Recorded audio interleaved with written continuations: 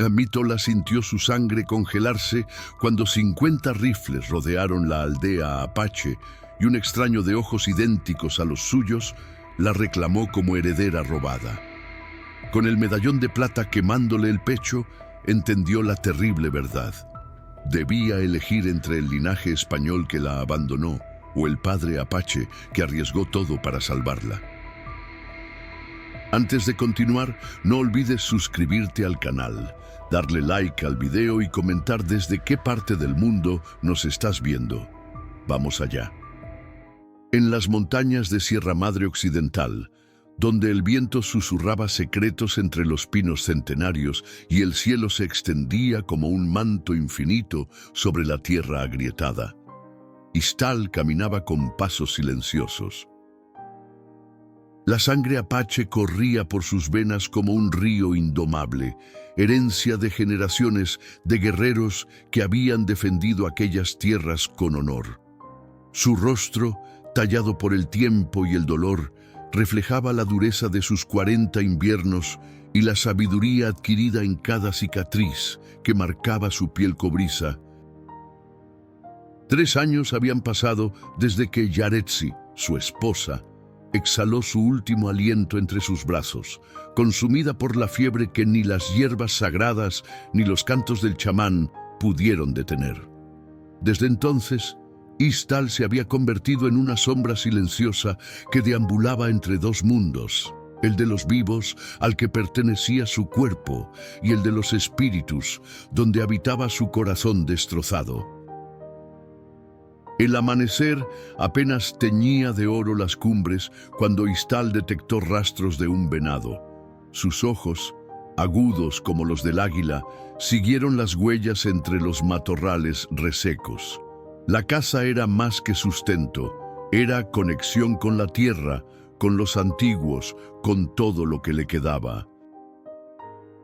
El arco en su mano vibraba con anticipación mientras ascendía por la ladera escarpada que los colonos españoles llamaban el Suspiro del Diablo, nombre que los apache nunca aceptaron, pues para ellos era Intag-Ej-Ne, lugar donde los espíritus hablan. Fue entonces cuando el viento cambió y trajo consigo un sonido que estremeció su alma. Un llanto. No el lamento de un animal herido, sino el débil quejido de un ser humano demasiado pequeño para defenderse. Iztal se detuvo, todos sus sentidos alerta, el corazón palpitando con fuerza bajo las costillas. Dejó que el sonido lo guiara, apartando ramas de mezquite, pisando con cautela sobre el suelo pedregoso. El llanto se intensificó y al rodear una formación rocosa, Iztal lo vio, bajo un antiguo enebro, envuelto en una manta desgarrada que alguna vez fue blanca. Un bebé se agitaba con desesperación. Su piel, pálida como la luna, contrastaba con el rojo de su pequeño rostro congestionado por el llanto y el esfuerzo. Iztal permaneció inmóvil, observando aquella criatura como si fuera una aparición. Un bebé blanco, abandonado en territorio apache, era un presagio que no sabía interpretar. ¿Era una trampa? ¿Una señal? ¿Un castigo de los dioses? Se acercó con la cautela del cazador experimentado. La criatura, al sentir su presencia, abrió los ojos, azules como el cielo después de la tormenta, y lo miró. No había miedo en aquella mirada, solo la inocencia pura de quien aún no conoce la crueldad del mundo. Sus pequeños dedos se agitaron en el aire, como buscando aferrarse a algo, a alguien. ¿Quién te ha dejado aquí, pequeña flor blanca?, murmuró Iztal en apache, arrodillándose junto al bulto. Examinó los alrededores. No había rastros recientes, solo las marcas casi borradas de lo que parecían haber sido botas de mujer, probablemente de una madre desesperada.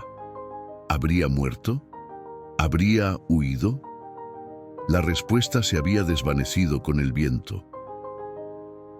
Con manos ásperas pero sorprendentemente gentiles, Iztal tomó a la criatura.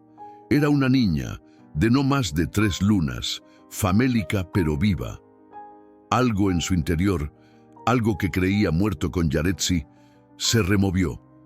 La sostuvo contra su pecho, sintiendo el latido acelerado de aquel corazón diminuto, la fragilidad de una vida que el destino había puesto en su camino. Los espíritus tienen formas extrañas de hablar, dijo al viento, recordando las palabras que su abuelo solía repetir cuando los misterios del mundo parecían impenetrables. Istal sabía lo que debía hacer, lo que cualquier guerrero haría: llevarla al consejo de ancianos, dejar que ellos decidieran. Los niños eran sagrados entre los apache, incluso los de piel blanca. Pero también sabía que algunos verían en ella la semilla del enemigo, la marca de quienes habían traído muerte y desplazamiento a su pueblo. Envolvió mejor a la niña con su propia manta de piel, protegiéndola del frío matutino que aún mordía en las alturas. Ella dejó de llorar, como si comprendiera que ya no estaba sola. «Ven, pequeña», susurró. «El camino es largo y los espíritus observan». Descendió por la montaña con pasos firmes pero cautelosos, cargando aquella inesperada responsabilidad. No había cazado venado ese día, pero algo le decía que había encontrado algo mucho más valioso. A medida que se acercaba al poblado apache de Águilas Negras, donde vivía con su clan desde que la última reserva fue desplazada, Istal se preparaba para enfrentar miradas de desconfianza, susurros y quizás rechazo.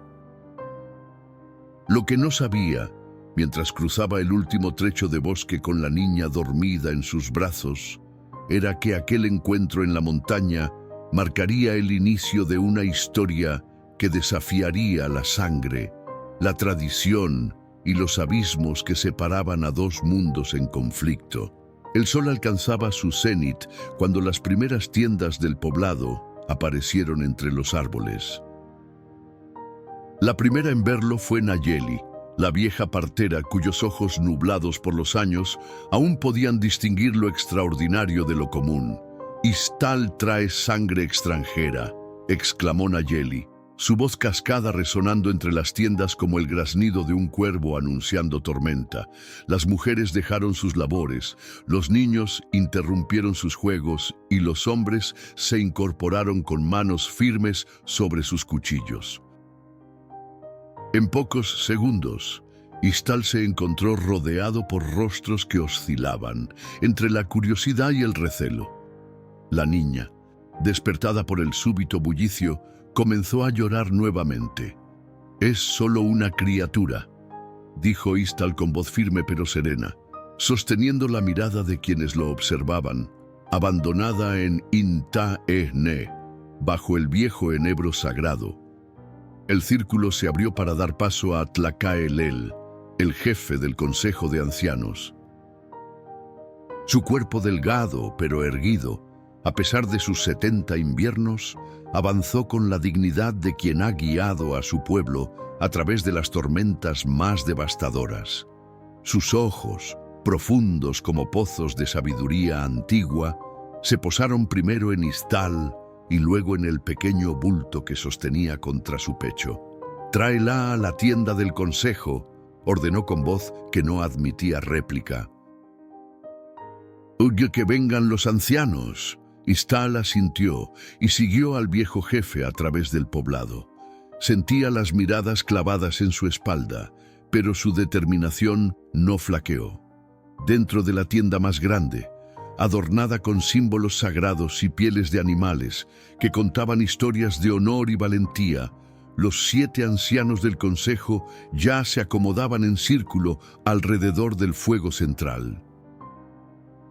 Tomaron asiento en silencio, siguiendo el orden establecido por generaciones. Primero Tlacaelel, luego Yolotli, guardián de las historias, Atonatiu, el chamán de rostro pintado, Citlali, la viuda del gran guerrero Tenoch, Cuauhtémoc, el cazador de pumas, Xochitl, la sanadora, y finalmente Necahual, el último sobreviviente de la masacre del Río Muerto.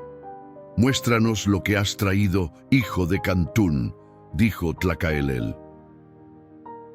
Iztal se arrodilló en el centro y desenvolvió con cuidado a la niña, que ahora calmada observaba las caras arrugadas que la rodeaban con curiosidad en sus ojos azules. «La encontré esta mañana, abandonada, sin rastros recientes, solo huellas viejas, quizá de su madre». Citlali fue la primera en acercarse. Aunque sus manos estaban deformadas por la edad, conservaban la gentileza cuando tocó la frente de la pequeña. «Tiene fiebre», murmuró. «Y hambre, mucha hambre». Xochitl se aproximó, examinando con ojo crítico. «Es fuerte para ser tan pequeña. Ha sobrevivido al menos una noche en la montaña». «Es blanca», espetó Necahual, escupiendo la palabra como si fuera veneno. «Su gente trae muerte, su gente destruyó nuestros hogares, contaminó nuestras aguas, mató a nuestros hijos». Un silencio pesado cayó sobre la tienda. La niña, como si entendiera la gravedad del momento, emitió un suave quejido, extendiendo su manita hacia Iztal. Este la tomó entre sus dedos callosos, sorprendido por la fuerza con que ella se aferró a él. «¿Qué propones, Iztal?», preguntó finalmente Tlacaelel. «¿Entregarla a los blancos del valle? ¿Llevarla al asentamiento de la esperanza?». Iztal no había contemplado esta pregunta durante su descenso de la montaña, pero al escucharla, la respuesta emergió desde un lugar profundo dentro de él. «Quiero criarla», dijo, sin apartar la mirada de aquellos ojos azules que lo observaban con confianza ciega. «Como mi hija», un murmullo recorrió el círculo. Atonatiu, que hasta entonces había permanecido en silencio, habló con voz grave. «Criarás a la hija del enemigo bajo tu techo, después de lo que le hicieron a tu familia en la masacre de Pilar del Norte. ¿Has olvidado que tu padre, tu madre y tus hermanos fueron asesinados por hombres con la misma piel que esta criatura?» Iztal cerró los ojos por un instante, dejando que el dolor de esos recuerdos lo atravesara como siempre hacía. Luego, con voz firme, respondió: «No he olvidado, jamás olvidaré. Pero esta niña no empuñó el cuchillo que degolló a mi padre, no sostuvo la antorcha que incendió nuestras tiendas. Es inocente, y los apache no castigamos a los inocentes». Yolotli, el guardián de las historias, asintió lentamente. «Iztal habla con verdad.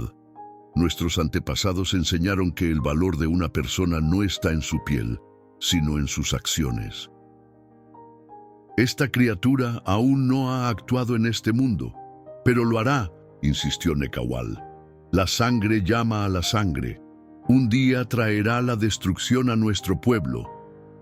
O quizá», intervino Xochitl, «traiga un puente entre dos mundos». Tlacaelel observó a la niña en silencio y luego dirigió su mirada penetrante hacia Iztal. «El gran espíritu puso a esta criatura en tu camino por alguna razón, hijo de Cantún. Si tu corazón te dice que la críes, el consejo no se opondrá, pero la responsabilidad será tuya. Su sangre, sus acciones, sus decisiones cuando crezca, todo caerá sobre tus hombros». Iztal inclinó la cabeza en señal de aceptación solemne. «Así sea». «¿Qué nombre llevará?», preguntó Citlali, acariciando el fino cabello rubio de la pequeña. Iztal contempló a la niña por un largo momento, recordando el lugar donde la había encontrado, bajo el enebro sagrado donde los espíritus hablaban. «Amitola», dijo finalmente. «Su nombre será Amitola, arcoíris, porque ha venido a unir el cielo y la tierra después de la tormenta». Los primeros rayos del sol acariciaban las tiendas de águilas negras cuando Amitola, con sus 6 inviernos cumplidos, salió corriendo de la morada que compartía con Iztal. Su cabello, dorado como el maíz maduro, brillaba bajo la luz matutina mientras sus pequeños pies descalzos pisaban con firmeza la tierra que ya reconocía como suya.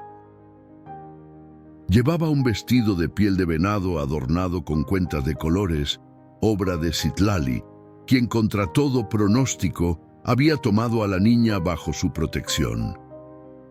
«Apresúrate, padre», llamó en perfecto apache, su voz clara como el agua del manantial sagrado.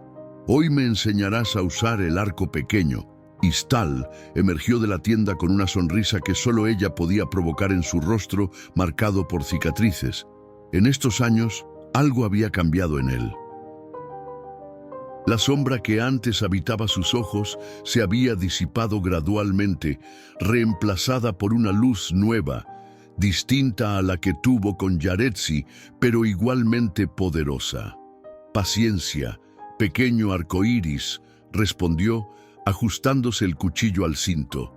«Primero debemos agradecer al sol por regresar a nosotros». Juntos se dirigieron hacia la colina del este, donde cada mañana la comunidad recibía al nuevo día con cantos y oraciones. Amitola caminaba con la dignidad que había aprendido observando a las mujeres apache, pero con una energía inquieta que era solo suya. Los niños del poblado, que inicialmente la habían rehuido por su apariencia diferente, ahora la incluían en sus juegos, atraídos por su risa contagiosa y su valentía para trepar a los árboles más altos o cruzar a nado los remansos más profundos. No todos la habían aceptado, por supuesto. Necahual seguía mirándola con desconfianza, y algunas madres apartaban a sus hijos cuando ella se acercaba, susurrando advertencias sobre la sangre extranjera. Pero para la mayoría, Amitola era ya parte del tejido vital de Águilas Negras, una más entre ellos, aunque sus ojos fueran del color del cielo y su piel reflejara la luz de manera diferente. Después de la ceremonia matutina, Istal cumplió su promesa. En un claro apartado del bosque, instaló un blanco de paja y entregó a Amitola un pequeño arco, tallado especialmente para sus manos. «El arco no es solo un arma», explicó con paciencia. «Es una extensión de tu espíritu. Debes respetarlo, honrarlo, convertirte en uno con él». Amitola asintió con seriedad, absorbiendo cada palabra como la tierra sedienta recibe la lluvia. Sus primeros intentos fueron torpes. La flecha apenas voló unos metros antes de caer sin fuerza, pero no se desanimó. Con determinación que sorprendió incluso a Istal, siguió intentando, corrigiendo su postura, ajustando su agarre. «Respira con el viento», le aconsejó Istal. «Siente el latido de la tierra bajo tus pies». Al atardecer, después de horas de práctica, Amitola finalmente logró que su flecha alcanzara el blanco. No en el centro, pero sí lo suficientemente cerca para merecer la sonrisa orgullosa de su padre adoptivo. «Los espíritus te guían», le dijo, colocando una mano sobre su pequeño hombro. «Yaretsi estaría orgullosa». La mención de aquel nombre hizo que Amitola bajara la mirada. Conocía bien la historia de la mujer que habría sido su madre, cuyo espíritu, según le habían enseñado, la protegía desde el otro lado del velo. «¿Crees que ella me habría querido?», preguntó con voz suave, una pregunta que había guardado en su corazón durante mucho tiempo. Istal se arrodilló frente a ella, tomando su rostro entre sus manos ásperas pero gentiles. «Yaretsi tenía un corazón tan vasto como el cielo nocturno, pequeña. Te habría amado como yo te amo, sin reservas, sin condiciones». Amitola se lanzó a sus brazos, enterrando el rostro en su pecho. Así permanecieron, mientras el sol se ocultaba tras las montañas, tiñendo el cielo de tonos rojizos y púrpuras que daban nombre a la niña. Los años pasaron como agua entre los dedos. Amitola creció fuerte y sabia, bajo la tutela de Istal y los ancianos que la habían aceptado. A los 10 inviernos ya podía rastrear como los mejores cazadores jóvenes. Conocía las propiedades curativas de cada planta del bosque gracias a las enseñanzas de Xochitl y podía recitar las antiguas historias que Xolotl le había confiado. Pero también empezaba a hacer preguntas que ninguno podía responder completamente. Preguntas sobre su origen, sobre por qué su piel y cabello eran diferentes, sobre la gente que vivía más allá de las montañas, en aquellos asentamientos que los apache evitaban. Una noche, durante la celebración de la primera luna llena de primavera, mientras las danzas y cantos resonaban alrededor de la gran hoguera, Amitola se sentó junto a Istal en la periferia del círculo. «Padre», dijo, con la voz cambiada por los primeros signos de la adolescencia, «¿nunca has pensado en quiénes eran mis padres de sangre? ¿Por qué me abandonaron?» Istal contempló las llamas por largo rato antes de responder, escogiendo sus palabras con el cuidado de quien navega entre rocas peligrosas. «He pensado en ello cada día desde que te encontré, pequeño arcoíris. No tengo respuestas, solo suposiciones. Quizá tu madre no tuvo opción. Quizá creyó que te daba una oportunidad dejándote en territorio apache, sabiendo que nuestro pueblo respeta la vida de los niños. ¿Crees que aún vive? ¿Que algún día vendrá a buscarme?» La esperanza y el miedo se entrelazaban en su voz como hilos en un tejido complejo. «No lo sé, hija mía, pero si ese día llega, recuerda esto: tu hogar está donde tu corazón encuentre paz. Y tu familia son aquellos que han caminado a tu lado en los días oscuros». La luz del amanecer se filtraba entre las ramas de los encinos cuando Amitola, con 15 inviernos a sus espaldas, descendió hacia el río Obsidiana con un cántaro de barro apoyado en su cadera. Su silueta esbelta se movía con la gracia de una gacela entre las rocas del sendero que conocía desde niña.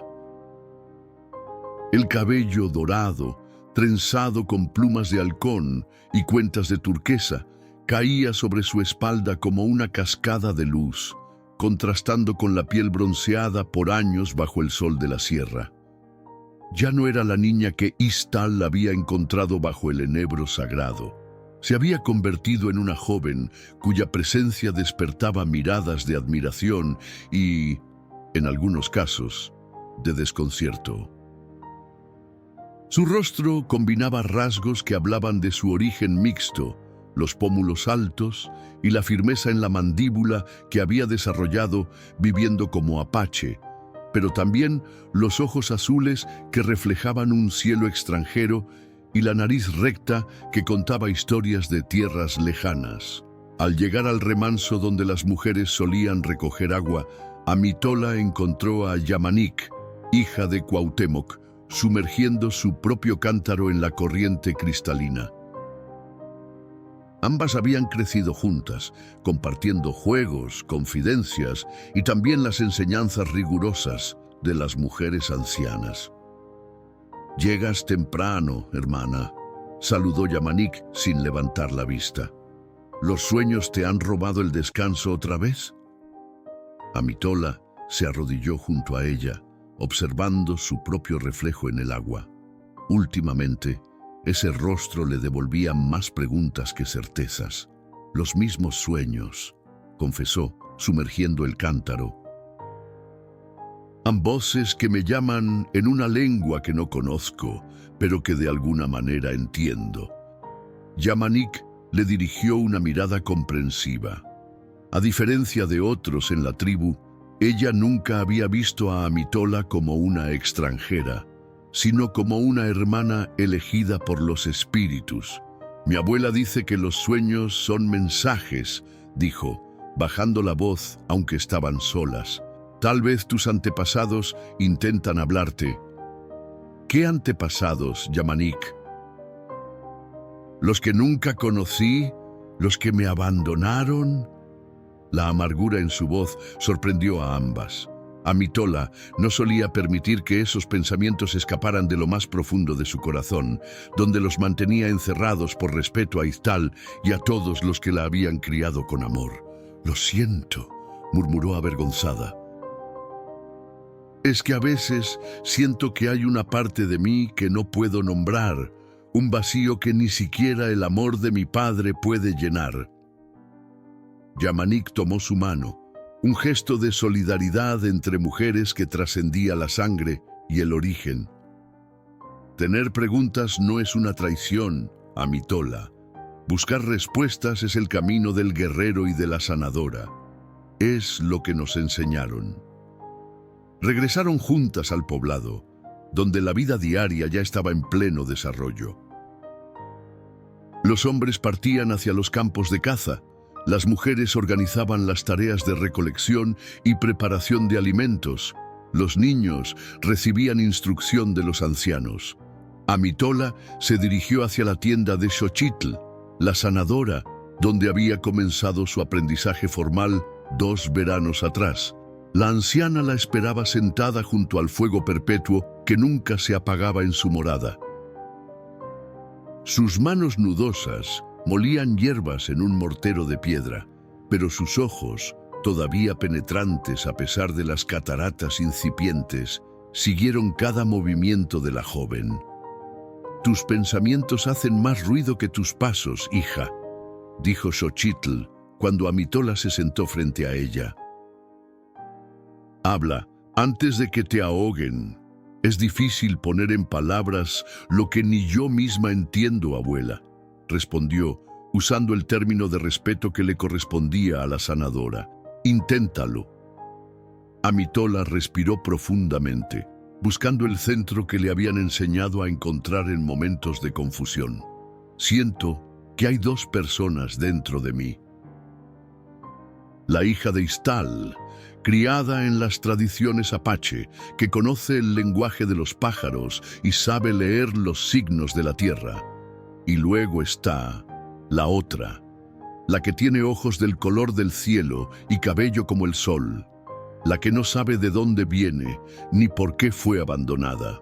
Xochitl dejó el mortero a un lado y tomó el rostro de Amitola entre sus manos, estudiándolo como si pudiera leer en él las respuestas que la joven buscaba. «El águila tiene 2 alas, niña. Con una sola caería al vacío. Tus 2 sangres no son una división, sino un equilibrio, un don. Pero, ¿cómo encontrar ese equilibrio cuando una parte de mí es un misterio?» La anciana se levantó con esfuerzo y caminó hasta un arcón de madera tallada que guardaba en el rincón más protegido de su tienda. De él extrajo un pequeño envoltorio de piel de conejo, que entregó a Amitola con solemnidad. «Iztal dejó esto conmigo cuando te trajo. Dijo que algún día querrías saber». Con manos temblorosas, Amitola desenvolvió el paquete. Dentro encontró un medallón de plata ennegrecida con la imagen de una mujer sosteniendo a un niño. «Estaba contigo cuando te encontró», explicó Xochitl. «Lo único que traías del mundo que dejaste atrás». Amitola contempló la pieza con una mezcla de fascinación y temor. Era la primera conexión tangible con su pasado desconocido, un fragmento de la historia que siempre le había sido negada. «¿Por qué no me lo dio él mismo?», preguntó, con un nudo en la garganta. «Porque temía que cuando lo tuvieras, comenzaras un viaje del que quizás no regresarías». Pero yo le dije que las verdades ocultas son como heridas sin curar. Tarde o temprano se infectan y envenenan el espíritu. Esa noche, sentada frente al fuego en la tienda que compartía con Iztal, Amitola esperó a que su padre regresara de la cacería. Cuando finalmente entró, cargando un venado pequeño sobre los hombros, ella no pronunció palabra. Simplemente abrió la palma de su mano, mostrando el medallón.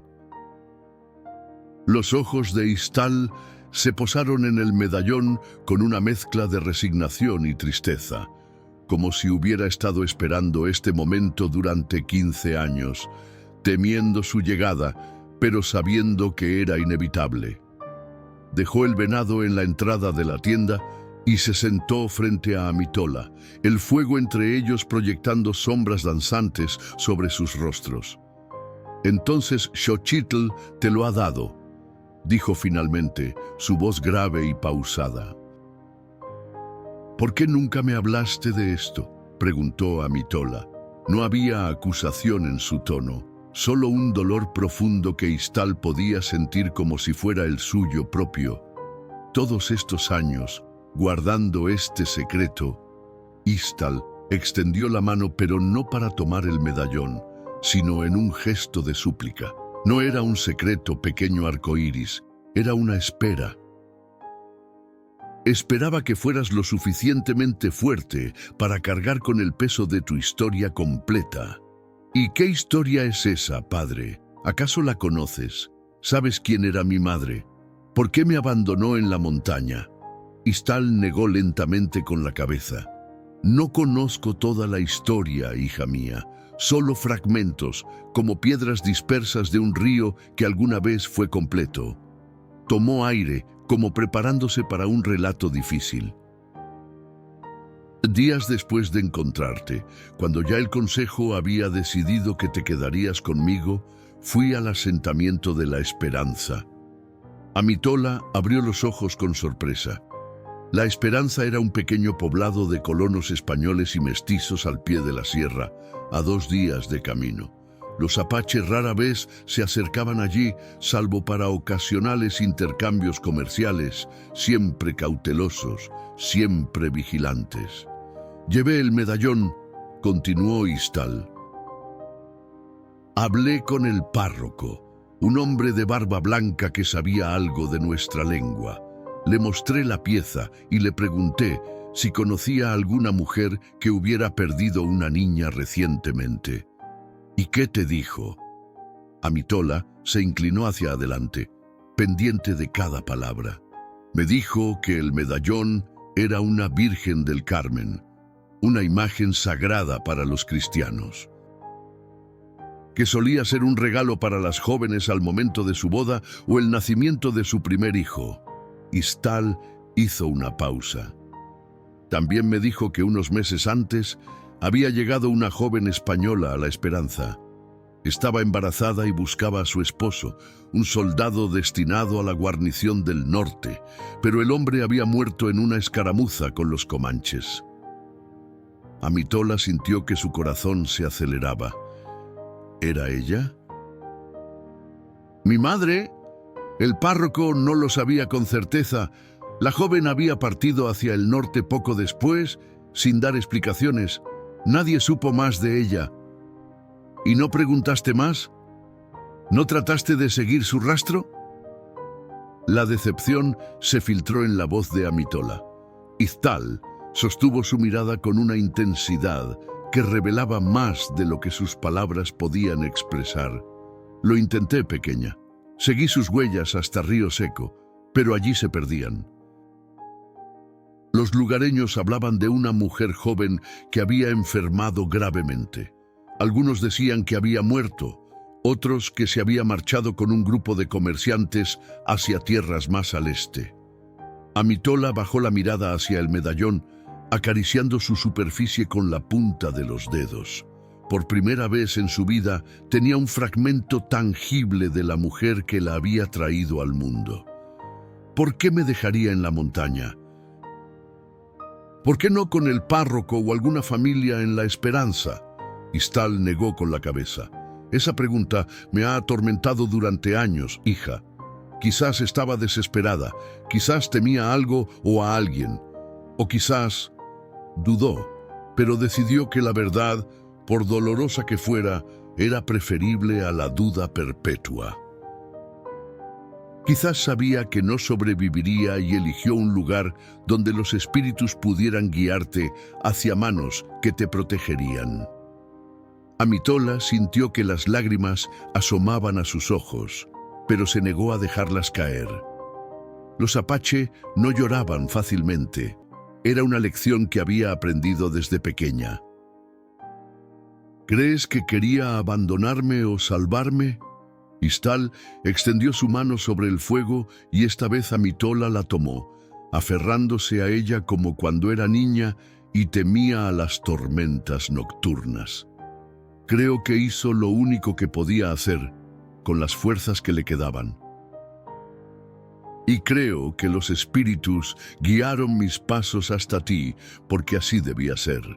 Permanecieron en silencio largo rato, la mano áspera del guerrero sosteniendo la más pequeña y delicada de la joven, mientras el fuego crepitaba suavemente. «Hay algo más que debes saber», dijo finalmente Istal. El párroco mencionó un nombre, el del esposo de aquella mujer. Rodrigo Mondragón, capitán de la Guardia del Virrey, enviado a pacificar la frontera norte. Mondragón, repitió Amitola, como probando el sabor de aquel apellido extraño en su boca. ¿Sería ese mi nombre si tu nombre es Amitola?, interrumpió Istal con firmeza. Eres hija del arco iris y de la montaña, de Yaretsi que te cuida desde el otro lado del velo, y mía. Pero también eres hija de una mujer valiente que hizo lo imposible para darte una oportunidad de vivir. Amitola asintió, sintiendo una extraña paz instalarse en su corazón.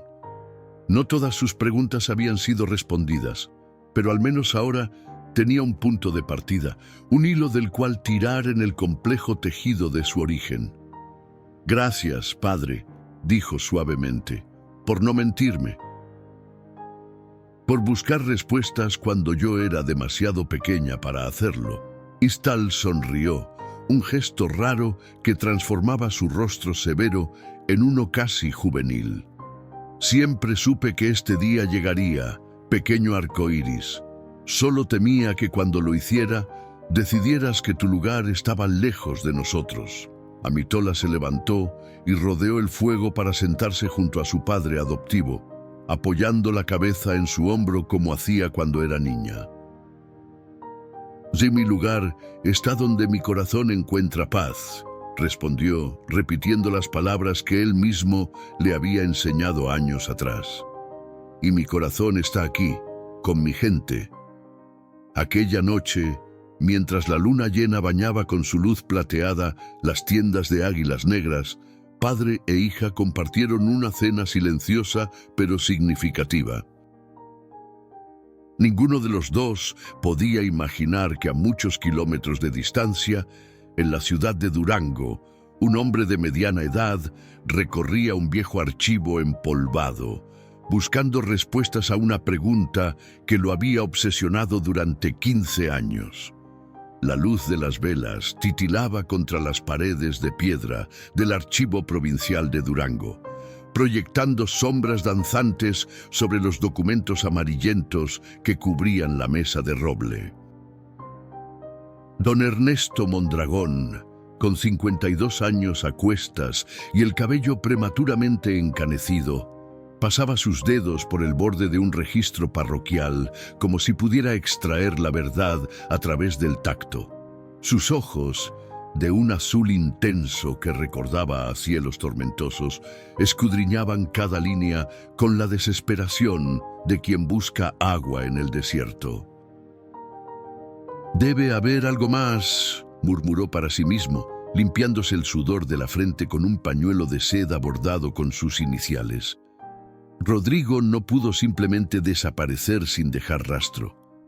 Don Ernesto no era un hombre común. Su porte aristocrático, sus manos cuidadas que nunca habían conocido el trabajo rudo y el escudo familiar grabado en el anillo de oro que lucía en su dedo anular, hablaban de una vida privilegiada. Era dueño de 3 haciendas en la provincia de Durango, propietario de minas de plata en Zacatecas y miembro respetado del Cabildo. Y, sobre todo, era el hermano mayor de aquel Rodrigo Mondragón, mencionado en los documentos que ahora revisaba obsesivamente. 15 años habían pasado desde que recibió la noticia de la muerte de Rodrigo en la frontera norte. 15 años desde que comenzó a buscar a la joven esposa de su hermano, Isabel de Alvarado, quien había partido embarazada a reunirse con su marido, solo para descubrir que había muerto en una emboscada comanche. Señor Mondragón. La voz del archivista interrumpió sus pensamientos. Fray Jerónimo, un fraile dominico de edad avanzada, se acercó cojeando, sosteniendo un legajo de papeles atados con una cinta desgastada. He encontrado algo que podría interesarle. Don Ernesto se irguió en su asiento, súbitamente alerta. ¿Qué es, padre? Correspondencia del párroco de la Esperanza, Fray Tomás Acuña, fechada hace 15 años. El anciano fraile depositó el legajo frente a don Ernesto con reverencia. Usted menciona a una joven española que llegó al pueblo buscando a un capitán. Con manos que ahora temblaban ligeramente, don Ernesto desató la cinta y extendió los documentos. Su mirada saltaba de una línea a otra, absorbiendo la información fragmentada que se le presentaba. «Aquí está», dijo finalmente, su voz apenas un susurro ronco. Isabel llegó a la Esperanza en abril de 1854. Estaba embarazada y preguntaba por Rodrigo. Fray Jerónimo asintió. «Siga leyendo, señor». Los ojos de don Ernesto se deslizaron por el papel amarillento, deteniéndose abruptamente en un pasaje que hizo que su corazón diera un vuelco. La señora Mondragón dio a luz una niña sana en mayo de 1854. La bautizamos con el nombre de María Luisa Mondragón de Alvarado. Sin embargo, la madre enfermó gravemente después del parto. Don Ernesto levantó la mirada, la emoción reflejada en cada arruga de su rostro. Una niña. Rodrigo tuvo una hija. «Continúe, señor», instó el fraile con suavidad.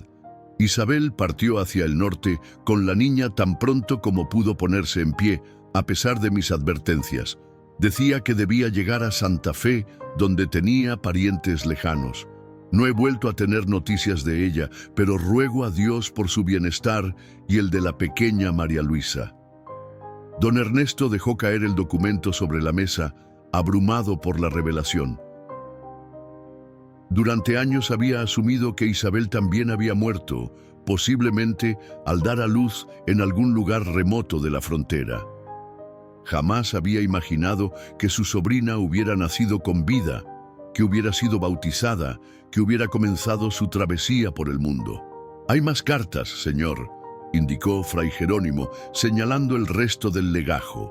Con renovada energía, don Ernesto continuó leyendo. Las cartas subsiguientes narraban fragmentos del rastro de Isabel, su paso por Río Seco, donde enfermó nuevamente, su decisión de continuar hacia el norte a pesar de las advertencias, un breve avistamiento en un pueblo fronterizo donde intercambió joyas familiares por provisiones. Pero luego, silencio.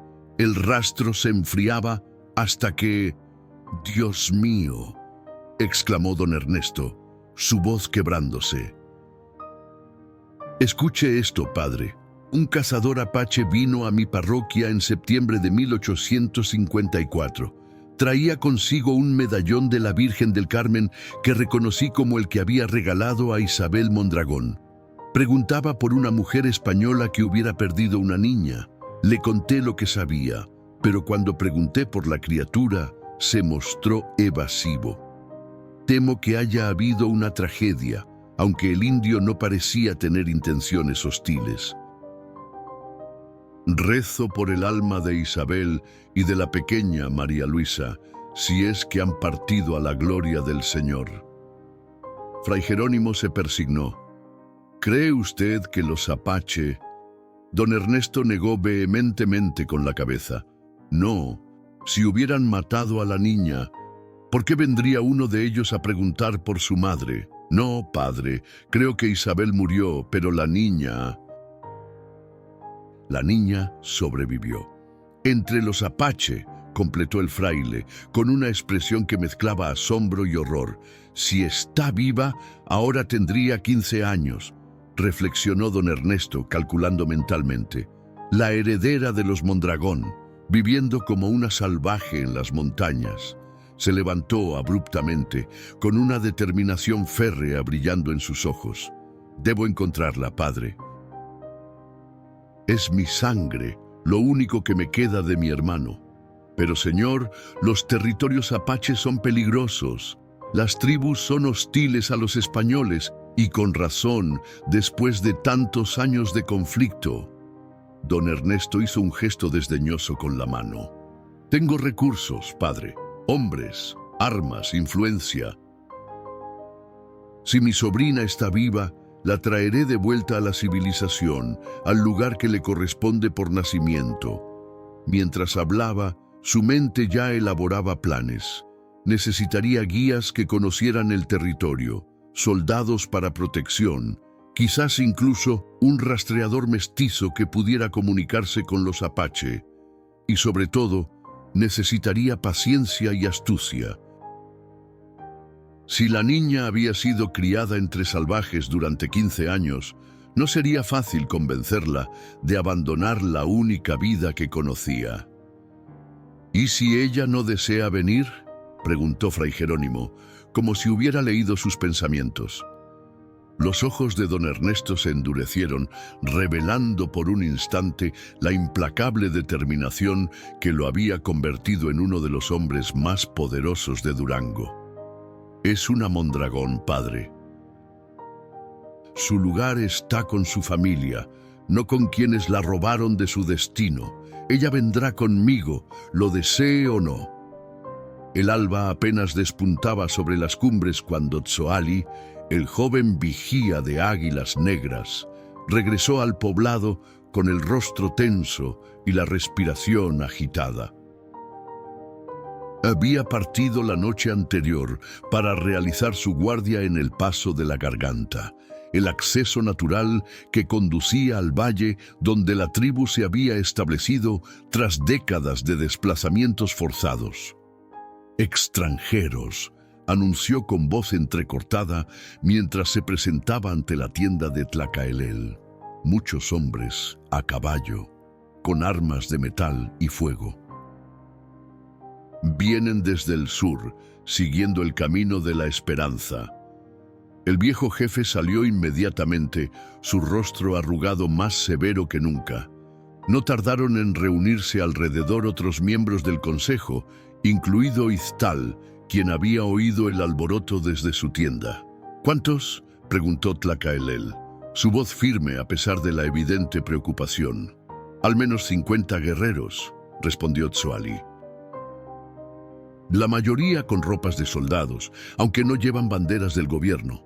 Y hay uno que parece ser su líder, un hombre mayor con ropas finas y cabello del color de las nubes. Un murmullo inquieto recorrió el grupo. 50 hombres armados representaban una amenaza considerable para Águilas Negras, donde apenas quedaban 25 guerreros en edad de combatir. ¿Vienen en son de guerra?, preguntó Cuauhtémoc, el viejo cazador de pumas, cuya mano ya descansaba sobre el mango de su cuchillo. Tzoali negó con la cabeza. No lo parece. Avanzan lentamente, como si buscaran algo. Traen con ellos a un mestizo que conoce nuestras sendas. Lo vi inspeccionando rastros antiguos, leyendo las marcas de los árboles. Iztal sintió un escalofrío recorrer su columna.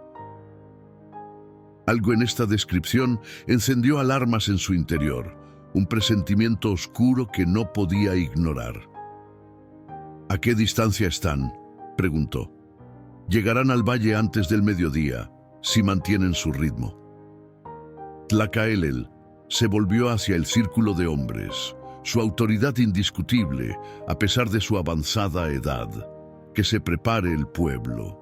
Las mujeres, niños y ancianos se refugiarán en las cuevas altas. Los guerreros nos reuniremos en el consejo para decidir nuestro curso de acción. Mientras los hombres se dispersaban para cumplir las órdenes, Istal se dirigió a su tienda con paso apresurado. Dentro encontró a Amitola ya despierta, arrodillada junto al fuego, preparando una infusión de hierbas. Al ver su expresión, ella se puso de pie inmediatamente. «¿Qué sucede, padre?». Istal dudó un instante, pero decidió que la verdad era preferible a la incertidumbre.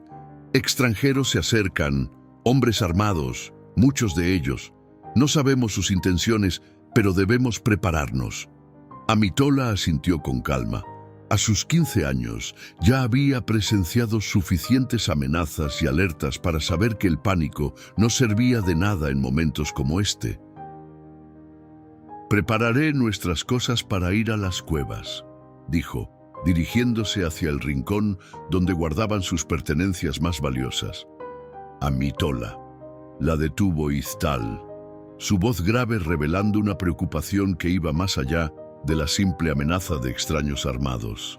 «Hay algo que debo decirte». Ella se volvió, sorprendida por el tono inusual de su padre.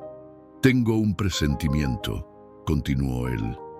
«Estos hombres, temo que no vengan por nuestras tierras o nuestros bienes. ¿Por qué más vendrían?». Istal se acercó a ella y tomó sus manos entre las suyas, mirándola directamente a los ojos. «Por ti». La palabra quedó suspendida entre ellos como una nube de tormenta. Amitola sintió que su respiración se detenía por un instante. «¿Por mí? Pero, ¿cómo? ¿Quién? No lo sé con certeza», admitió Istal. «Pero el medallón, las preguntas que hice hace años en la esperanza, tal vez alguien ha seguido ese rastro hasta nosotros». El rostro de Amitola palideció bajo el bronceado adquirido en años bajo el sol.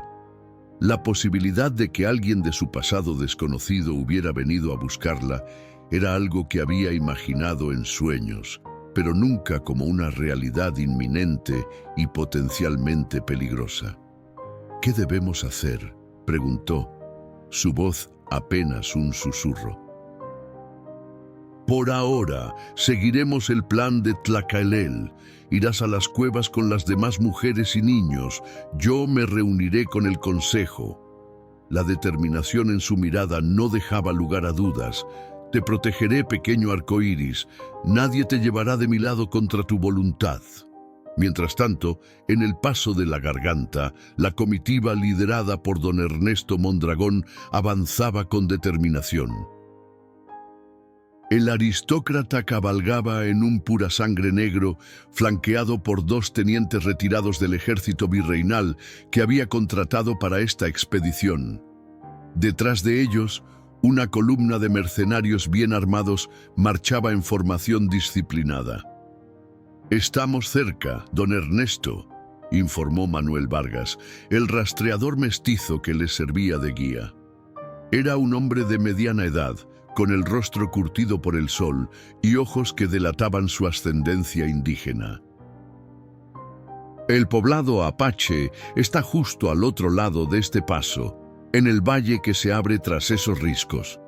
Don Ernesto asintió, ajustando los guantes de cuero fino que protegían sus manos. Durante semanas habían seguido pistas cada vez más concretas, desde La Esperanza hasta Río Seco, y finalmente hasta estas montañas remotas donde, según los rumores, habitaba una joven de piel blanca y ojos azules entre los salvajes de águilas negras.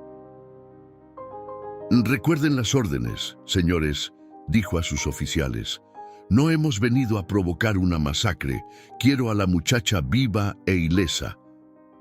«¿Y si los indios se resisten, señor?», preguntó uno de los tenientes, un hombre de apellido Mendoza con cicatrices de guerra en el rostro y un evidente desprecio por los nativos. Los ojos de don Ernesto se endurecieron. «Entonces harán lo necesario para asegurar que mi sobrina regrese conmigo, teniente». «Pero solo lo necesario. Cada gota de sangre derramada innecesariamente será responsabilidad suya». Al mediodía, tal como había predicho Tzoali, la comitiva emergió del paso y contempló el valle donde se asentaba Águilas Negras. Era un lugar de belleza austera, tiendas tradicionales dispuestas en un semicírculo en torno a un espacio central, campos de cultivo en terrazas que aprovechaban las laderas menos escarpadas, caballos pastando en un corral natural formado por afloramientos rocosos.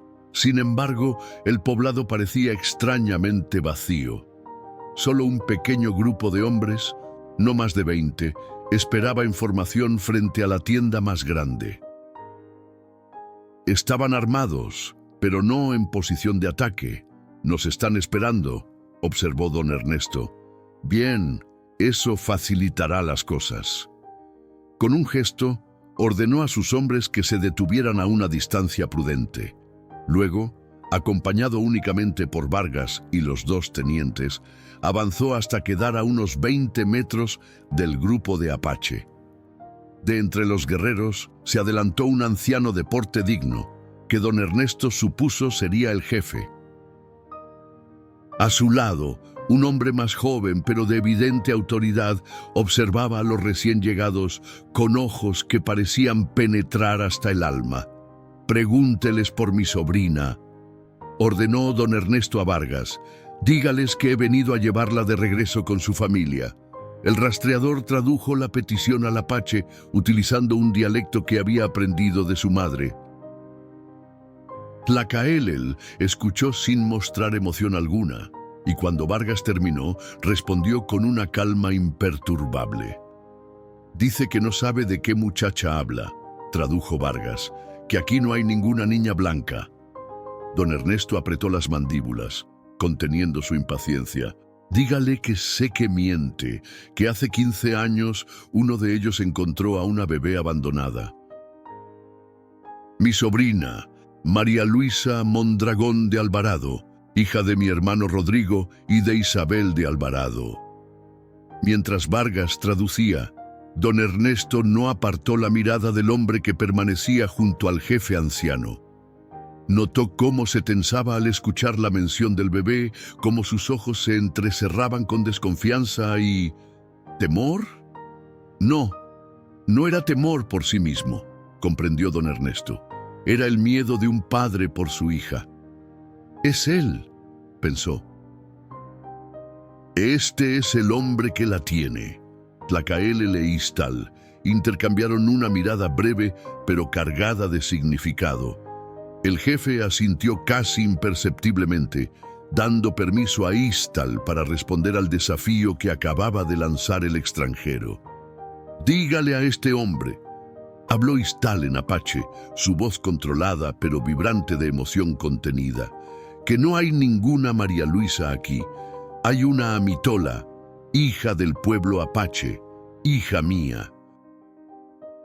Si busca otra persona, debe continuar su camino». Vargas tradujo sus palabras, observando cómo la expresión de don Ernesto se endurecía. El aristócrata apretó los puños, esforzándose por mantener la compostura diplomática. «Pregúntele si la niña que encontró tenía los ojos azules y el cabello rubio», insistió don Ernesto. «Pregúntele si llevaba un medallón de plata con la imagen de la Virgen del Carmen». Cuando Vargas transmitió estas preguntas, un silencio tenso cayó sobre el grupo. Incluso los guerreros apache más jóvenes, que hasta entonces habían mantenido una actitud desafiante, parecieron vacilar, mirando a Ixtal con incertidumbre. «La niña que encontré está bajo la protección de nuestro pueblo», respondió finalmente Ixtal. «Fue abandonada, dejada a merced de los elementos y las bestias. Los espíritus me guiaron a ella, y los espíritus decidieron que viviría como una de nosotros». Don Ernesto asintió lentamente cuando escuchó la traducción. Su mirada recorrió el poblado, buscando algún indicio de la joven que había venido a reclamar. «Dígale que entiendo que se haya encariñado con ella», dijo con un tono deliberadamente conciliador. «Que agradezco que la haya protegido todos estos años, pero ahora es tiempo de que regrese con su verdadera familia, a la vida que le corresponde por nacimiento. Mientras Vargas traducía, don Ernesto hizo una señal discreta a uno de sus tenientes, quien se desplazó lentamente hacia el flanco del grupo como preparándose para una maniobra. Istal no pasó por alto este movimiento. Su mano se desplazó casi imperceptiblemente hacia el cuchillo que llevaba al cinto. Los demás guerreros, alertados por su lenguaje corporal, tensaron imperceptiblemente sus posturas. «Dígale al hombre del caballo negro», respondió Istal, «que si verdaderamente es familia de Amitola, debe respetar su hogar y a su pueblo. Si quiere hablar con ella, debe venir solo, sin armas y con respeto. De lo contrario, no hay nada más que discutir». Antes de que Vargas pudiera traducir, un movimiento en la periferia del campamento captó la atención de todos. Una figura esbelta emergía de entre las tiendas más alejadas, caminando con paso decidido hacia el grupo reunido. Era Amitola, vestida con su traje ceremonial de piel de venado, el cabello dorado trenzado con plumas de águila, el medallón de plata brillando sobre su pecho. Un murmullo recorrió las filas de los mercenarios. Incluso don Ernesto, que había visto los retratos de su hermano y su cuñada, quedó momentáneamente sin palabras ante la imagen de aquella joven que llevaba el inconfundible sello de los Mondragón en sus rasgos, pero que se movía y portaba con la dignidad indómita de los Apache. «Amitola, vuelve», ordenó Istal en su lengua, una mezcla de autoridad y súplica en su voz. Pero ella continuó avanzando hasta situarse junto a su padre adoptivo, enfrentando directamente la mirada de don Ernesto. «He escuchado todo», dijo en apache, para que solo su gente la entendiera. «Si este hombre ha venido por mí, debo enfrentarlo. No me esconderé como una niña asustada». Luego, para sorpresa de todos, se dirigió a los visitantes en un español rudimentario pero comprensible. «Yo soy Amitola». «¿Quién busca?». Don Ernesto desmontó lentamente, entregando las riendas a uno de sus hombres, y avanzó unos pasos. La emoción era evidente en su rostro aristocrático, ahora surcado por arrugas de tensión y alivio entremezclados. «María Luisa», dijo con voz quebrada, «soy tu tío Ernesto Mondragón, hermano de tu padre, Rodrigo Mondragón».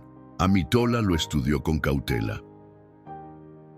Había algo en el rostro de aquel hombre que le resultaba extrañamente familiar, como un eco distante de su propio reflejo. «Mi padre es Istal», respondió con firmeza. «No conozco a ningún Rodrigo». Don Ernesto esbozó una sonrisa triste. «Tu padre murió antes de que nacieras, pequeña. Era un oficial del ejército virreinal, un hombre valiente y honorable. Tu madre, Isabel, te trajo al norte buscándolo, sin saber que había caído en batalla. Te he buscado durante 15 años». Un silencio denso cayó sobre el claro. Amitola sintió que algo se agitaba en su interior, una emoción sin nombre que mezclaba curiosidad, confusión y una inexplicable sensación de pérdida. «Si eres mi familia», dijo finalmente, «¿por qué vienes con guerreros armados? ¿Por qué no vienes en paz?». La pregunta, directa y sin adornos, pareció descolocar momentáneamente a don Ernesto. «Estas tierras son peligrosas», respondió tras una breve vacilación. «Necesitaba protección para el viaje». «¿Protección o fuerza?», intervino Istal en español. 50 hombres armados no vienen a conversar, vienen a tomar». Don Ernesto le dirigió una mirada fría. «He venido a recuperar a mi sobrina, que fue robada de su destino». «No fui robada», exclamó Amitola con repentina vehemencia. «Fui encontrada, abandonada». «Y este hombre», señaló a Istal, «me dio vida cuando pudo haberme dejado morir, y le estaré eternamente agradecido por ello», concedió don Ernesto. sin apartar los ojos de la joven. Pero ahora es tiempo de que conozcas tu verdadero hogar. Tienes propiedades, María Luisa, tierras, una casa, sirvientes, una educación que debes recibir, un lugar en la sociedad que te espera. Amitola tocó inconscientemente el medallón que colgaba de su cuello. ¿Y si no quiero ir? La expresión de don Ernesto se endureció casi imperceptiblemente y su respuesta flotó en el aire como una amenaza velada. Esa no es una opción que puedas contemplar, sobrina mía. Las palabras de don Ernesto quedaron suspendidas en el aire como nubes de tormenta, cargadas de una amenaza implícita que todos comprendieron. Los guerreros apaches se tensaron, con las manos firmemente apoyadas en sus armas.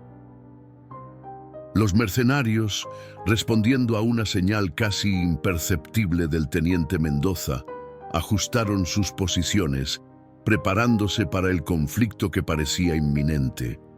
Tlacaelel dio un paso adelante, su figura anciana pero majestuosa, interponiéndose entre Amitola y los visitantes. Esta tierra ha visto demasiada sangre derramada por la codicia de los hombres pálidos, dijo en apache, su voz grave resonando en el claro. No permitiremos que se lleven a uno de los nuestros por la fuerza. Cuando Vargas tradujo estas palabras, don Ernesto esbozó una sonrisa fría que no alcanzó sus ojos. No hablo de fuerza, venerable anciano, respondió. Hablo de derecho, de sangre, de la ley natural y divina que dicta que una hija pertenece a su familia. La familia no se define solo por la sangre, intervino Istal, dando un paso para situarse junto a Amitola. Se define por quien te protege cuando estás indefenso, por quien te enseña a caminar, a hablar, a cazar, a rezar, por quien seca tus lágrimas y celebra tus victorias. Don Ernesto hizo un gesto desdeñoso con la mano como quien aparta una mosca molesta. Nobles palabras para un ladrón de niños. La tensión se hizo palpable. Cuauhtémoc, el viejo cazador de pumas, desenvainó su cuchillo con un movimiento fluido. Inmediatamente, los mercenarios alzaron sus rifles, apuntando hacia el grupo apache. ¡Basta! La voz de Amitola resonó con una autoridad sorprendente para alguien tan joven. Se colocó en el centro del espacio que separaba a ambos grupos, con los brazos extendidos como si quisiera contener físicamente el enfrentamiento. Nadie morirá hoy por mi causa. Se volvió primero hacia Tlacaelel e Istal, hablando en apache para que solo ellos la entendieran.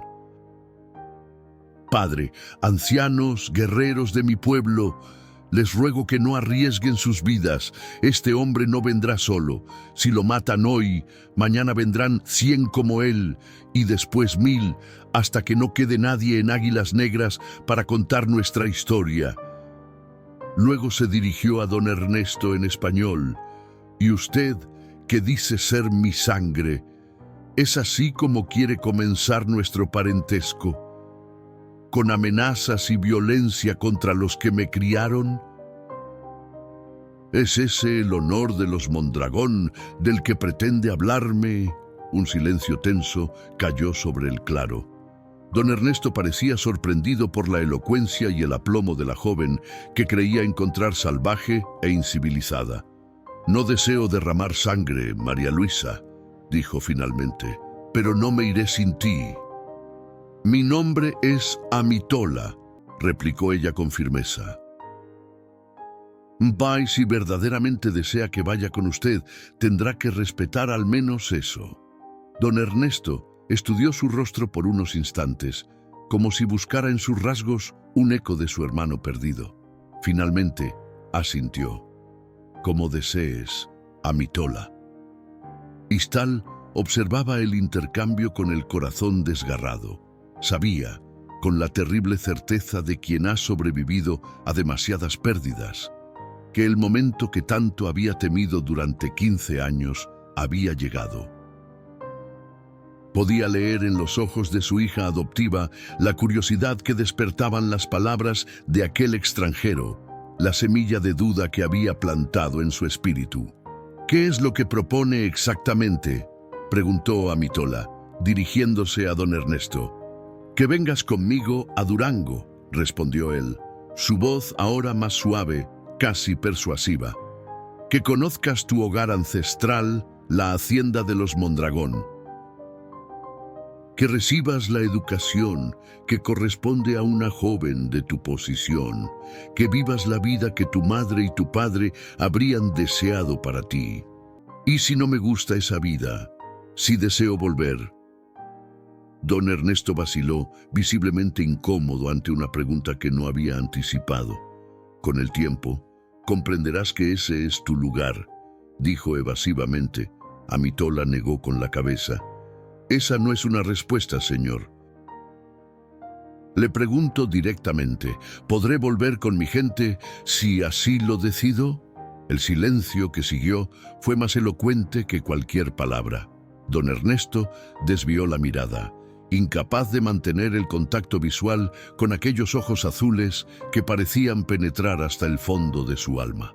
«No», dijo finalmente, «no podrás volver.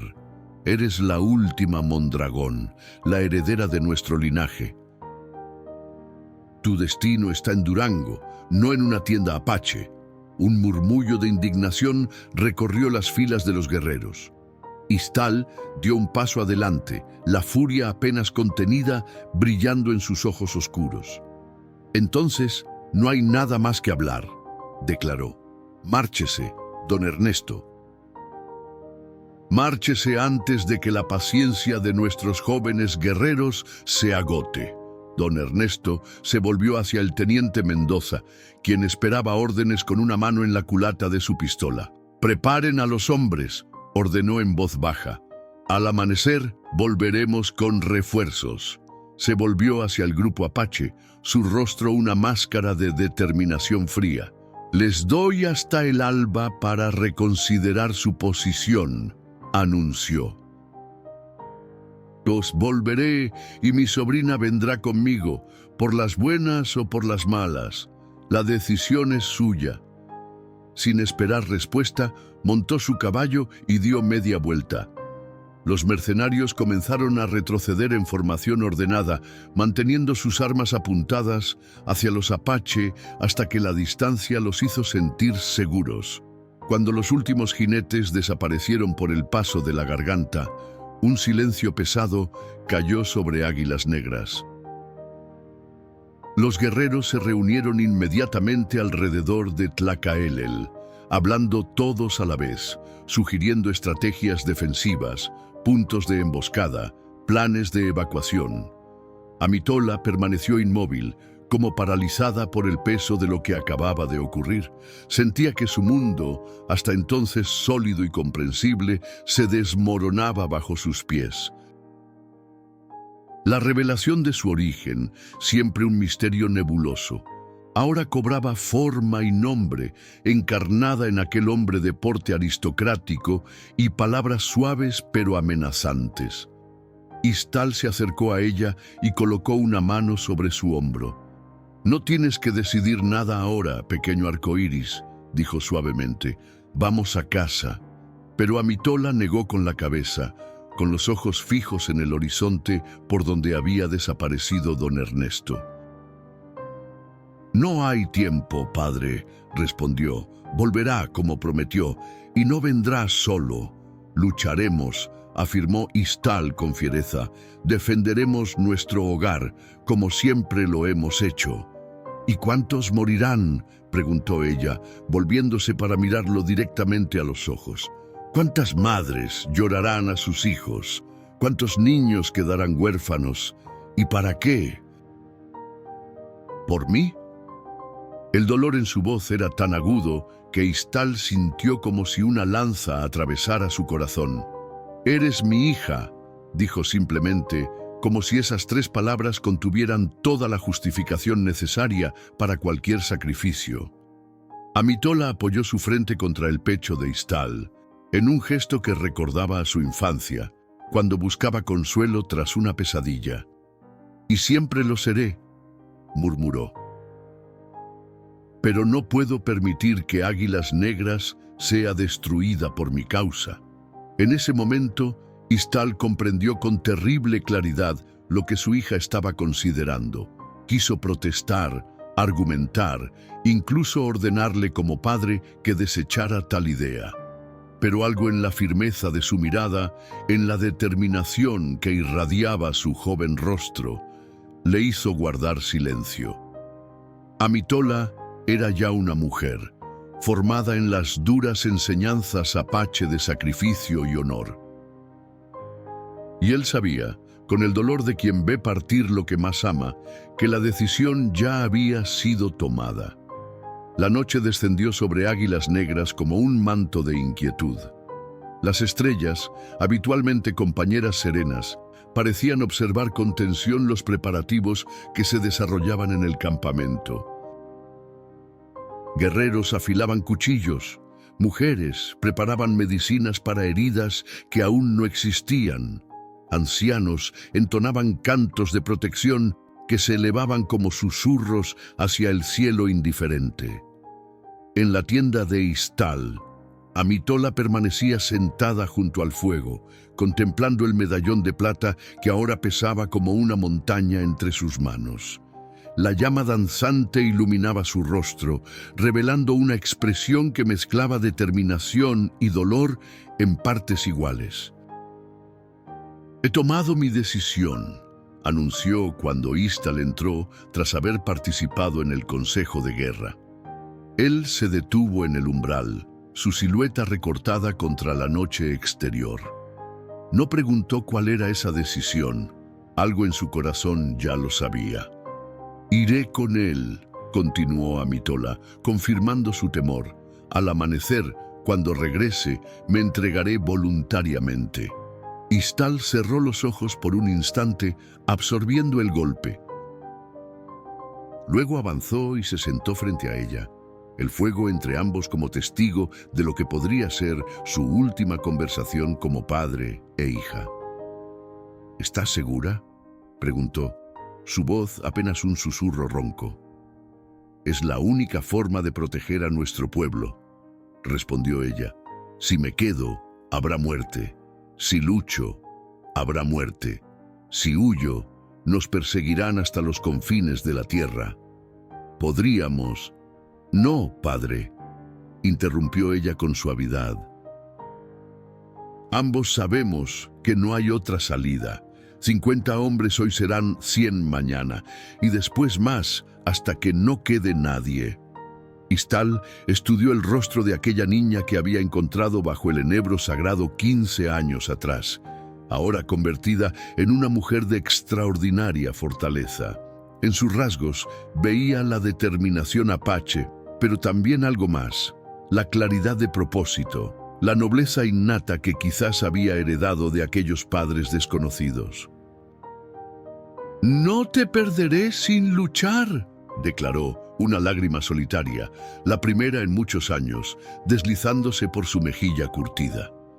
Amitola extendió la mano a través del fuego y tomó la de su padre, apretándola con fuerza. «No me perderás nunca», prometió. «Mi cuerpo puede ir a Durango, pero mi espíritu permanecerá aquí, entre los pinos, junto al río, en cada amanecer que contemples desde la colina sagrada». Pasaron la noche hablando, recordando, compartiendo historias que ambos conocían de memoria, pero que ahora adquirían un valor incalculable. Istal le contó nuevamente cómo la había encontrado, cómo había temblado al sostenerla por primera vez, cómo Yaretsi le había hablado en sueños para asegurarle que aquella niña blanca estaba destinada a ser su hija. Al amanecer, cuando los primeros rayos del sol comenzaron a teñir el horizonte, Amitola se vistió con su traje ceremonial. Xochitl vino a trenzarle el cabello, insertando plumas de águila y cuentas de turquesa como para una ocasión sagrada. Citlali le entregó un pequeño saquito de piel que contenía tierra del valle, para que nunca olvides de dónde vienes, dijo con voz quebrada. Cuando don Ernesto y su comitiva, ahora aumentada con 20 hombres más, tal como habían temido, aparecieron en el horizonte, encontraron a todo el pueblo apache reunido frente al campamento, no en formación de guerra, sino en solemne ceremonia de despedida. Amitola avanzó sola al encuentro de su tío. Llevaba la cabeza alta, el medallón de plata sobre el pecho y un pequeño bulto con sus escasas pertenencias. Detrás de ella, Istal observaba cada paso con el corazón desgarrado pero el rostro impasible, como correspondía a un guerrero apache. «He decidido ir contigo», anunció Amitola cuando estuvo frente a don Ernesto. «Pero tengo condiciones». El aristócrata, visiblemente sorprendido por este recibimiento inesperado, asintió con cautela. «Te escucho. Primero, no habrá violencia contra mi pueblo, nunca, mientras yo viva. Si algún hombre bajo tu mando levanta un arma contra ellos, regresaré a la montaña y nunca me encontrarás. Segundo, llevaré conmigo mis tradiciones, mi lengua, mis creencias. No renunciaré a quien soy para convertirme en quien tú deseas que sea. Y tercero, aquí su voz se quebró ligeramente. Debes jurar por el alma de mi padre, tu hermano, que podré visitar a mi gente una vez al año, cuando la luna llena de verano ilumine el valle». Don Ernesto la miró con una mezcla de asombro y admiración. Esta no era la salvaje dócil que esperaba encontrar, sino una joven con la dignidad de una reina y la astucia de un estadista. «Acepto tus condiciones», dijo finalmente. «Tienes mi palabra de honor como Mondragón». Amitola asintió y, sin más palabras, avanzó hacia el caballo que le ofrecían. Antes de montar, sin embargo, se volvió una última vez hacia su pueblo, hacia el hombre que la había criado con amor incondicional, corrió hacia Istal y se arrojó en sus brazos por última vez. «No es un adiós», susurró en apache. «No es un hasta pronto». Istal la estrechó con fuerza, inhalando su aroma, grabando en su memoria cada detalle de aquel último abrazo. «Siempre serás mi pequeño arcoíris», respondió, brillando después de la tormenta, uniendo el cielo y la tierra. Y así, con el sol ascendiendo sobre las montañas como testigo mudo, Amitola, hija de dos mundos, montó a caballo y partió hacia un destino incierto, pero elegido por ella misma. En su corazón llevaba la fuerza de los apache y en su sangre la herencia de los Mondragón. No era ya una niña perdida, sino una mujer que había encontrado su propio camino entre dos verdades. Detrás, en la colina, Istal permaneció inmóvil hasta que la última silueta se perdió en el horizonte. Solo entonces, cuando nadie podía verlo, permitió que el dolor fluyera libremente, sabiendo que su mayor acto de amor había sido, finalmente, dejarla ir.